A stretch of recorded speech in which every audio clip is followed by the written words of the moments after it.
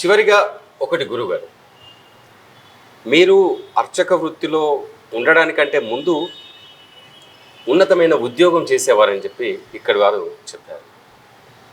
ఆ ప్రభుత్వ ఉద్యోగం వదిలేసి ఇక్కడ వెంకటేశ్వర స్వామివారి సేవల్లో తరించడానికి, అర్చకుడుగా ఉండడానికి దాని వెనుక ఉన్న ఆంతర్యం ఏమిటి?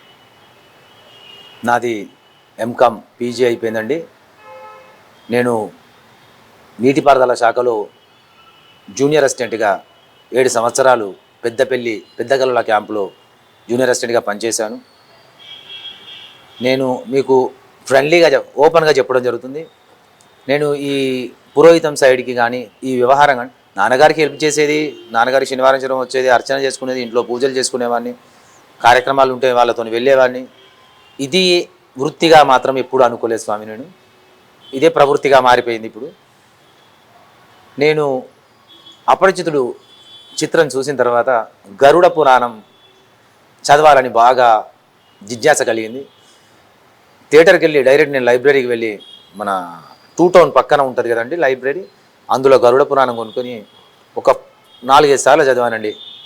అందులో నాకు బాగా నచ్చిన పాయింట్ ముఖ్య అంశం ఏంటంటే, అర్చకుని జన్మ 14,000 జన్మల తర్వాత వస్తుంది, అది ఉండి కూడా మిస్యూజ్ చేసినంత వెదవలేడు అని చెప్పి ఒక చదివాను. నాకు అప్పటి నుండి దేవాలయంలో పనిచేయాలి, అర్చకునిగా నా జీవితం కొనసాగించాలి, నాకు ప్రభుత్వ ఉద్యోగం వద్దు అని చెప్పి నేను నిర్ణయించుకునేది ఏంటండి, స్వామి నిర్ణయం నాకు చేసి పంపించాడు. మా శ్రీమతి గారితో మాట్లాడడం, నాకు 2 పిల్లలమ్మ, ఒక బాబు ఒక పాప. ఒకటే అనుకున్నాం మేమిద్దరం, భార్యాభర్తలు ఇద్దరం అనుకునేదండి, ఆ పిల్లలిద్దరిని సర్వైవ్ చేసి వాళ్ళ స్థానాల్లో వాళ్ళకి కావాల్సిన నీడ్స్ ఇవ్వడం మన డ్యూటీ. సరే, భుక్తి ముక్తి సంపాదనతో పాటు స్వామివారి సేవ కూడా దొరుకుతుంది అని చెప్పి నా ప్రభుత్వ ఉద్యోగానికి విరమణ చేసి 2014 ఏప్రిల్ 1 తారీఖు రోజు నేను దేవాలయంలో అర్చకునిగా నా జీవితాన్ని పునఃప్రారంభించడం జరిగింది. ఉద్యోగిగా జీవితం ప్రారంభించాను, రిజైన్ చేసి విరమణ చేసేసుకొని ఇక్కడ వచ్చాను. నేను జాబ్ వదిలిపెట్టేటప్పుడు నా జీతం వచ్చి 28,000. నేను ఇక్కడికి వచ్చినప్పుడు 8,000 రూపాయల ఉద్యోగంతో ఈ దేవాలయంలో అర్చకునిగా ప్రారంభమైనాను. ఆ భగవంతుణ్ణి మనస వాచ కర్మన నమ్మి నా పిల్లల్ని ఒక మంచి స్థానంలో ఉంచాలి స్వామి, నాకు అంతకంటే పెద్దగా కోరికలు లేవు.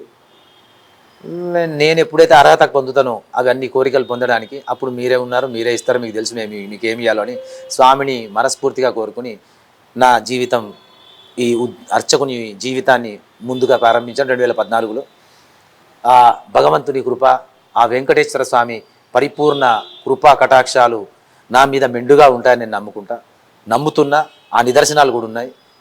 నేను జైన్ అయిన తర్వాత 2 సంవత్సరాల్లో ఉమ్మడి జిల్లా అర్చక సంఘం అధ్యక్షునిగా ఎన్నుకోవడం జరిగింది.